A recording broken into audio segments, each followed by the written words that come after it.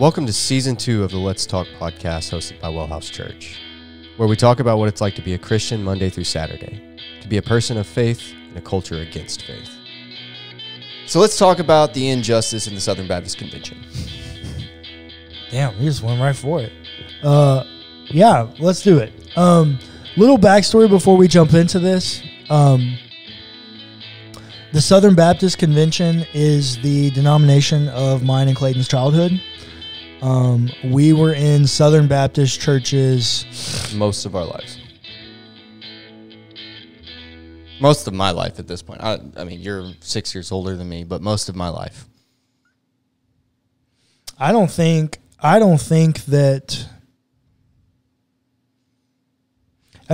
wasn't in a Southern Baptist church until I was an adult and chose not to go to one. That's not true for me because I did have a stint there in non-denomination churches. You did? Well, but that's just Baptist without the title. Essentially. It's Baptist Light.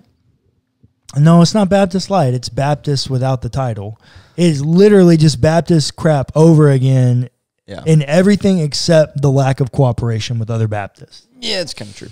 But the way they function, their polity, their beliefs, everything is all the same. Yeah. And so Southern Baptist is the denomination of our childhood, my childhood for sure. And Southern Baptist, let me say, okay, here's my preface. All right, we are going to have this conversation. It's going to be very candid because I think it's an important conversation as we've been having a conversation about justice and injustice. This is a grave injustice. This report just came out yesterday at the time we're recording this. And I have other content for Let's Talk that was supposed to go out tomorrow that I'm going to put on hold to put this out because this is fresh. WellHouse Church is a Baptist church. We are not a Southern Baptist church. However, I was talking to my friend earlier today, and it made me very aware of the fact that even though we are not a Southern Baptist church, we are a Baptist church that is loosely affiliated with the Southern Baptist Convention, and I'm no longer sure that I'm okay with that. Explain how we are. WellHouse Church currently does not have a national affiliate. Correct. We don't have a national convention that we're a part of. Southern Baptists are a national convention. We are only a part of a state convention called the Texas Baptists, which are affiliated with the National Convention of the Southern Baptists. Now, they're their own entity. Southern Baptist does not tell them what to do. However, the denomination that we are a part of still continues to support and uphold the Southern Baptist Convention. Yeah. That's where I think I have a problem. Yeah. That's a very fair point. So I want to say all of that. I am Baptist through and through to my core. I believe in the original founding Baptist principles, religious liberty, some version of authority of the Bible, even believers' baptism to some extent. I think that's kind of overplayed, but absolutely, I would affirm that. And first and foremost, that's not really even a Baptist thing. No, but it isn't a thing. For me, the big one that continues to make me Baptist is autonomous cooperation. Yep. That each individual community gets to govern themselves autonomously and gets to pick what they want to do and how they want to do it. And all we have done with the convention or denomination is pool resources together to accomplish a mission. Yeah. That's what keeps me Baptist. That right there, that like polity structure is what maintains me being Baptist. However, I've been very outspoken against the Southern Baptists for a long time. And WellHouse has never been affiliated with the Southern Baptist Convention and never will be. The question now is whether or not we will continue to be affiliated with the people that we are affiliated with if they continue to uphold and support the Southern Baptists, which I'm not okay with. So let's talk about the report, okay? backstory on this as well before we get started. A very, very important theological belief of the Southern Baptist Convention is complementarianism. Mm-hmm. Clayton, would you like to explain what this is?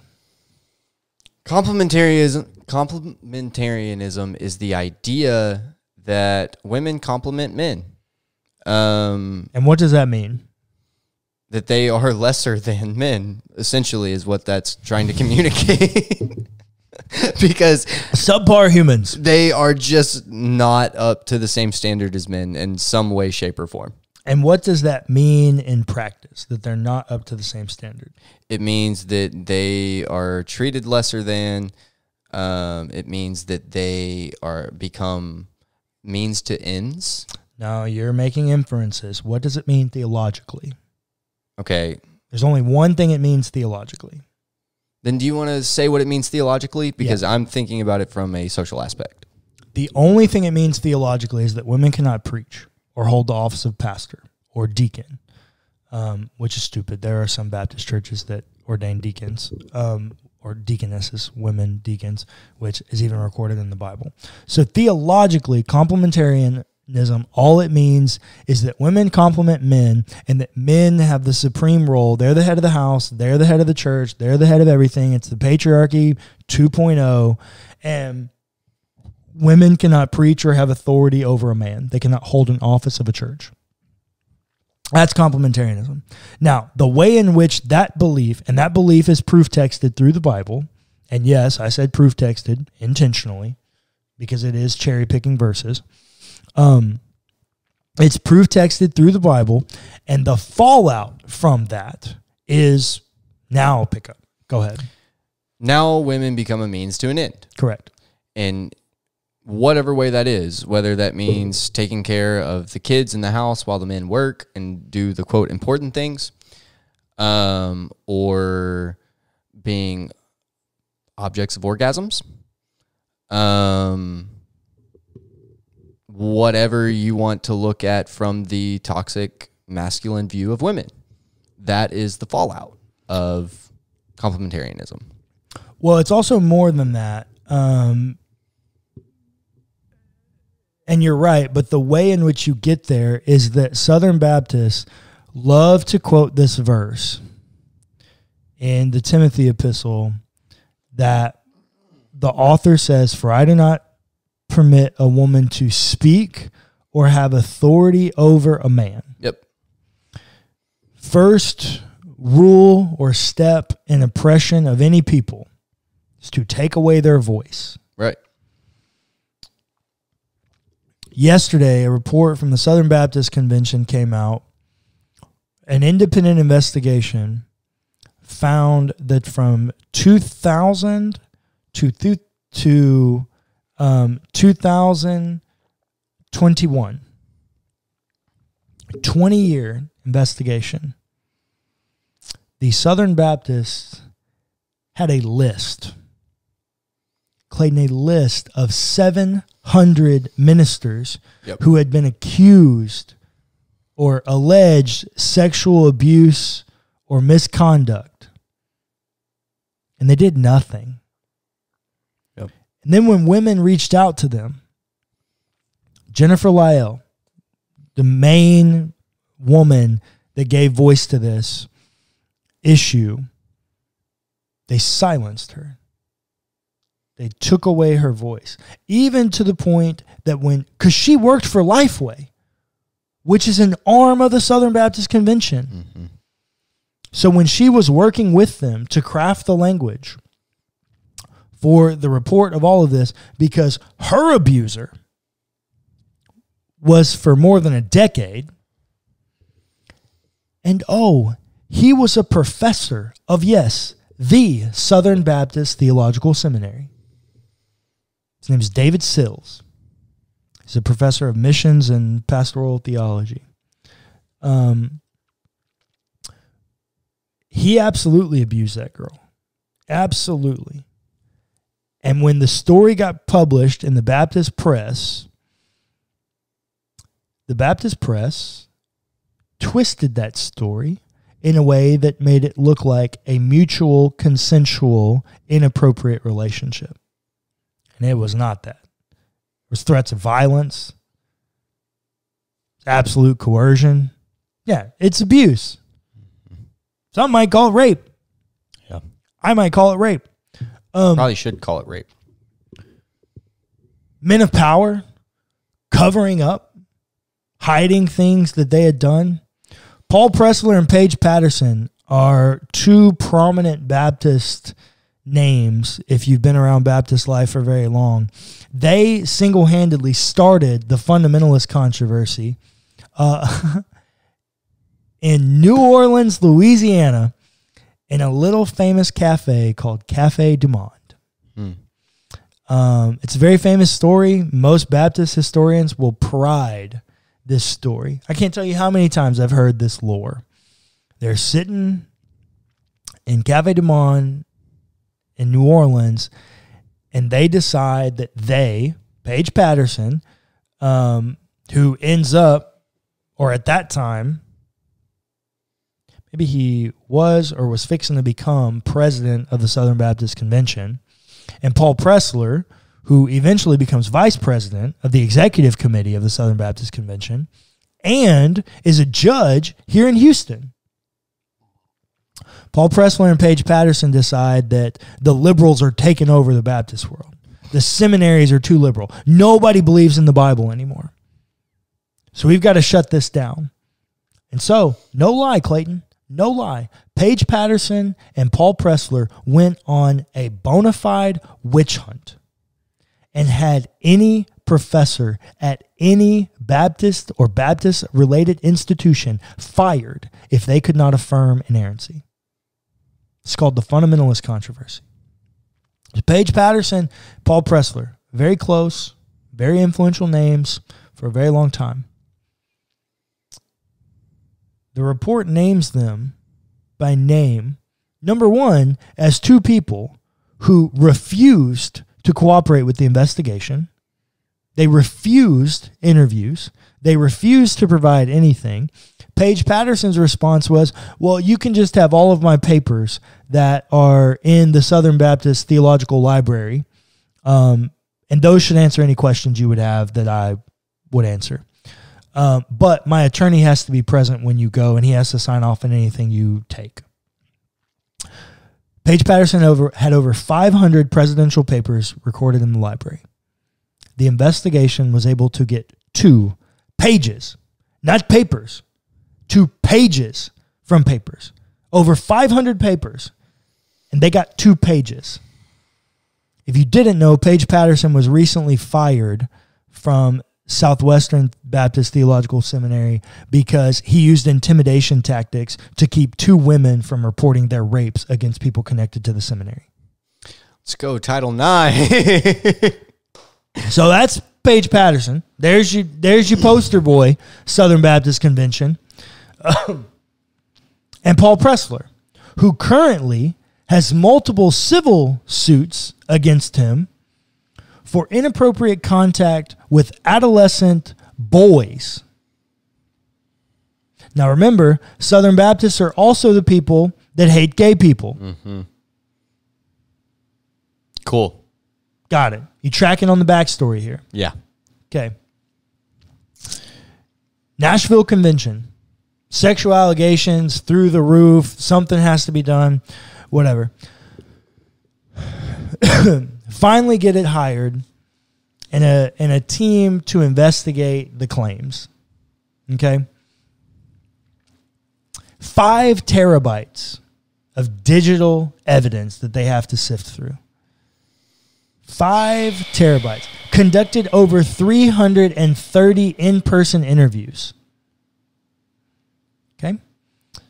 I'm going to drop 3 names for you that are huge in Baptist life that refused an interview. 2 of them I've already said, Paige Patterson, Paul Pressler. The third one, listener, you're going to love this. Jack Graham. Clayton? Who is Jack Graham? Go ahead. No, Jack Graham is the pastor of Prestonwood Baptist Church in Plano, Texas, which is one of the largest and most prominent Baptist churches in all of Texas. Prestonwood is the one that produces and sells all of the Christmas and Easter cantatas to all of the Baptist people. Yeah. Prestonwood is a very big, prominent Baptist church. Didn't know that. Cool.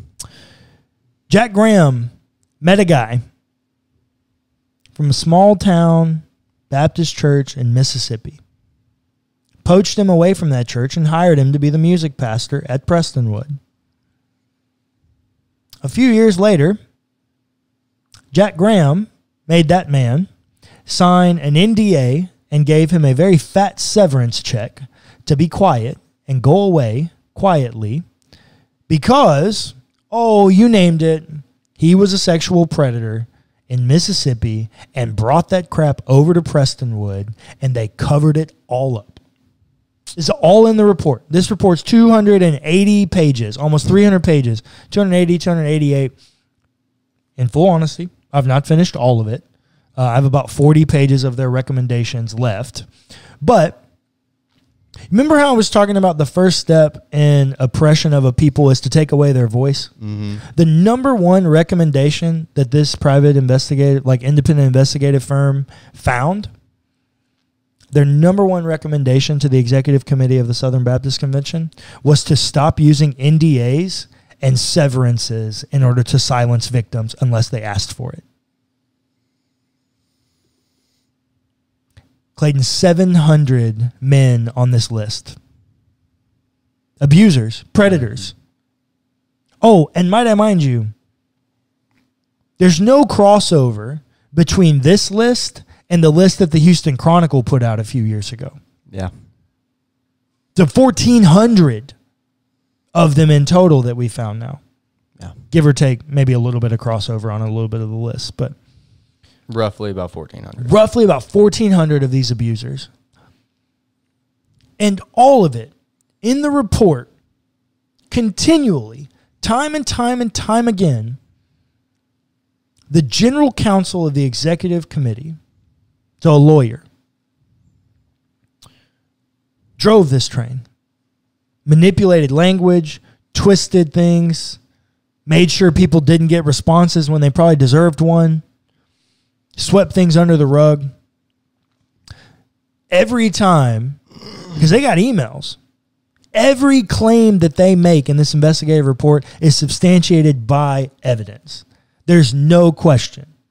I will find a link to it, and I will put it in the show notes for anybody that wants to read it. It's quite appalling. The general counsel, so if you didn't know, Southern Baptist polity is autonomous cooperation. The Southern Baptist Convention cannot tell churches what to do. Right. Churches voluntarily cooperate together in order to accomplish a mission together.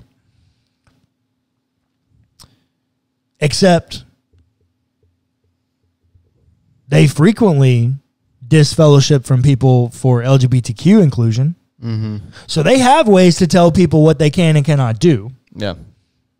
So this whole, we can't really do anything about this sexual abuse allegations, that's garbage. They can absolutely do something about it.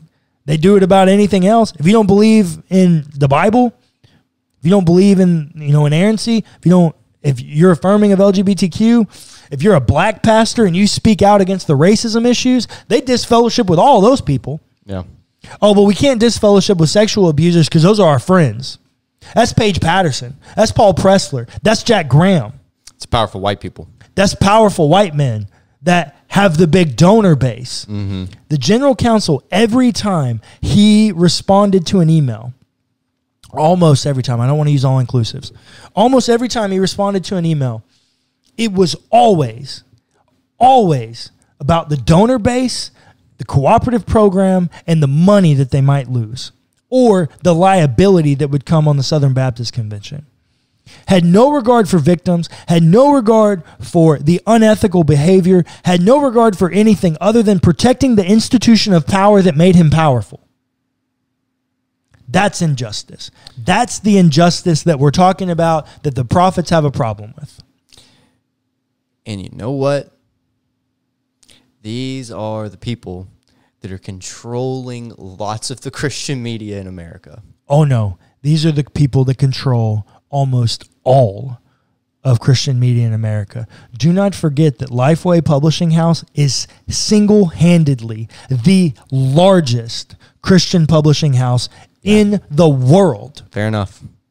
And it's owned by the Southern Baptists. These people control everything. And here's the problem. Abso-freaking-lutely nothing is going to change. Nope. Because powerful white people. Because the institution is designed to protect the institution and not the victim. Yes. It is. Injustice. That right there. That's the problem. When the institution protects the institution and not the vulnerable, injustice. Absolutely.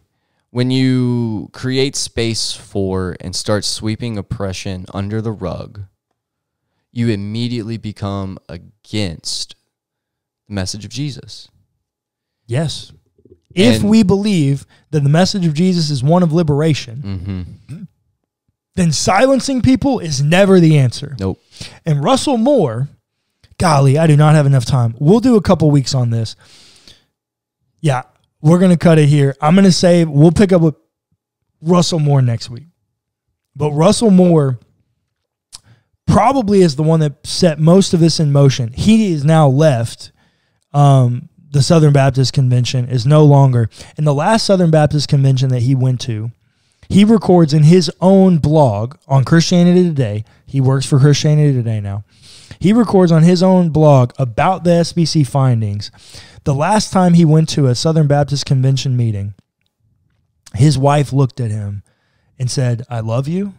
I'll support you no matter what decision you make. But if you're still a Southern Baptist by summer, you'll be in an interfaith marriage." Because the women, now Russell's a smart dude. Russell already saw the writing on the wall, and I don't think Russell had any intention of staying. Yeah, I respect the hell out of Russell Moore for the way in which he has stood up. And I'll also say, I got qualms with J.D. Greear. So there are moving pieces here, and we'll explain it, but there's president of the Southern Baptist Convention, and then there's a president of the executive committee of the Southern Baptist Convention. Those are not the same, and the polity there is very different, and the offices that they function in are very different. J.D. Greear, I got a lot of qualms about the way he handled himself as the president of the Southern Baptist Convention, but he went to war with the president of the executive committee and the executive committee staff over this issue of sexual abuse allegation. It cost him his job. It cost him his position. So I've gained a lot of respect for him, and I have a ton of respect for Russell Moore. I think there were some men that saw it on the wall. Like, I think there are some men that understood what was happening. But by and large, it's the women.